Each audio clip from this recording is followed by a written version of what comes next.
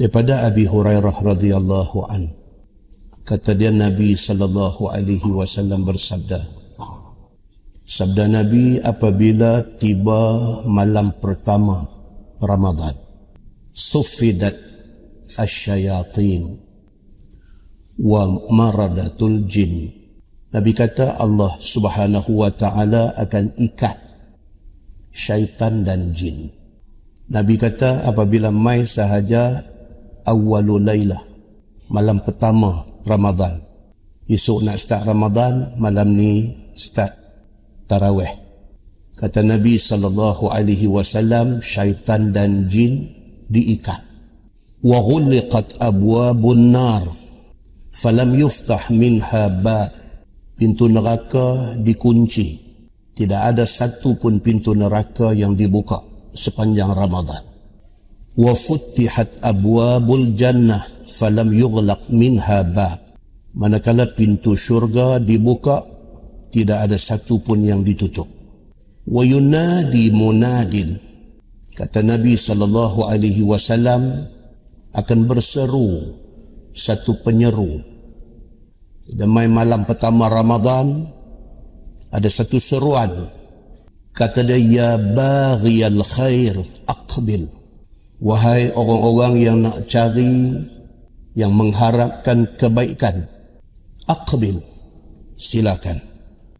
Ini malam Ramadan sudah mula, siapa nak cari kebaikan, inilah masa dia. Aqbil, silakan. Wa ya baghiyash syarr aqsir. Suara itu kata, wahai orang yang mencari, wahai orang yang mengharap nak buat jahat, aqsir, sila berhenti. Pasal nak bagi laluan kepada Ramadan al-Mubarak. Kata Nabi sallallahu alaihi wasallam, suara itu kata, walillahi utaqa'ullah, walillahi utaqa'u minan nar. Sesungguhnya Allah subhanahu wa ta'ala bermula daripada malam awal Ramadan sehinggalah last Ramadan, Allah subhanahu wa ta'ala berjanji dia akan membebaskan orang-orang daripada neraka. Mana-mana orang yang sudah tertulis dia akan ke neraka, ada di kalangan mereka ni yang Allah withdraw dia, keluar daripada neraka. Kata Nabi sallallahu alaihi wasallam, wa dzalika kullu lailah. Offer ini berlanjutan setiap malam sehinggalah berakhir Ramadan. Hadis itu hadis sahih riwayat At-Tirmizi. Muslimin dan muslimat yang dirahmati Allah sekalian, kita kena faham yang akan mai dekat kita ni bukan bulan biasa-biasa, tetapi yang akan mai kepada kita ni satu bulan yang sangat mulia. Yang bulan ni kita tak boleh lepas dia berlalu begitu sahaja, melainkan kita betul-betul memanfaatkan dia. Perbincangan di dalam hadis ini ialah, apa maksud yang dikatakan syaitan dan jin diikat? Apa maksud dia? Malam ni kita dah dengar hadis ni kali yang ke-100. Kita dah dengar hadis ni kali yang ke-230. Tapi fahamkah kita yang kata bila mai malam awal Ramadan, Allah ikat, Allah tambat, Allah belenggu, Allah rantai segala iblis, segala syaitan, segala jin itu, apa maksud dia? Dan dalam Sahih Al-Bukhari juga Nabi SAW sebut lebih jelas.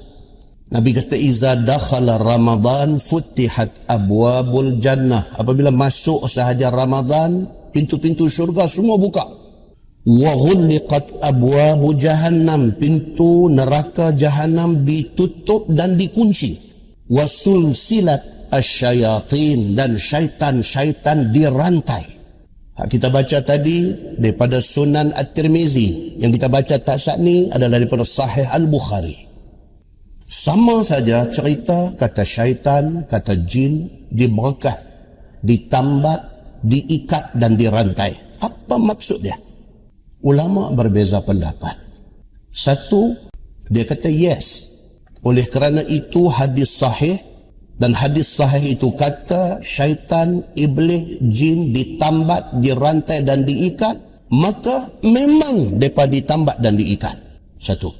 Mereka ni tak ada sembang-sembang panjang, mereka tak ada nak takwil, mereka tak mau nak tak mau.